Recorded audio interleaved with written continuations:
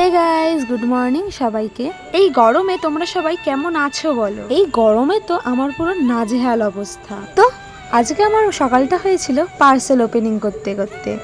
এখানে ছিল একটা অয়েল আর একটা শ্যাম্পু। তারপর আমি চলে আসি এই গরমের সব থেকে বিরক্তকর কাজটা করতে। হ্যাঁ, তোমরা ঠিকই দেখছো, রান্না করতে। আজকে সানডে আর আজকে দুপুরে ছিল চিংড়ি মাছের মালাইকারি ডাল। এগুলো আমার দিদা বানিয়েছিল আর আমি করছিলাম চিকেন।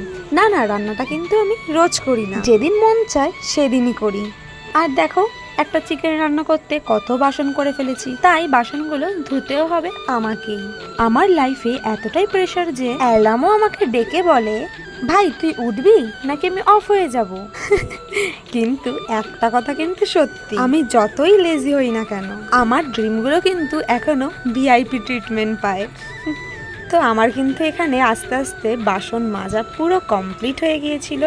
শুধু বাসন মাজলেই হবে না, আমাকে কিন্তু এখন গ্যাসও পরিষ্কার করতে হবে। তো দেখো কত সুন্দর আমি ক্লিনও করে নিয়েছি। আচ্ছা, তো তোমাদের সানডেটাও কি এইভাবেই কেটেছে আমার মতো? আমি কিন্তু শুধু রান্নাই করতে পারি না, আমি কিন্তু এখানে কৃষিকাজও করতে পারি। আর বিকালে চলে এসেছিল আমার বোনু আর দিদি। আর দেখো, এখানে আমার বোনু কিন্তু কত সুন্দর মা দুর্গা সেজেছে। আর সন্ধ্যা হলে কিন্তু একটা আলাদা খিদে লাগে। সারাদিন না খেলেও চলবে, কিন্তু সন্ধ্যাটা কিন্তু মিস করা যায় না। তাই আমরা স্ন্যাক্সটা চিকেন উইংস দিয়ে শুরু করেছিলাম, আর তারপরে নিয়েছিলাম বিরিয়ানি। কত সুন্দর স্টাইলে আমি বিরিয়ানিটা খুলছি না। উফ, গরমে আর পাচ্ছিলাম না। ফাইনালি বৃষ্টিটা পড়ছে। তাহলে তোমরা ব্যাকগ্রাউন্ডে হয়তো হালকা হালকা শুনতে পাবে। একটুখানি রাইস, একটুখানি আলু, আর তার সাথে কিন্তু একটুখানি চিকেন।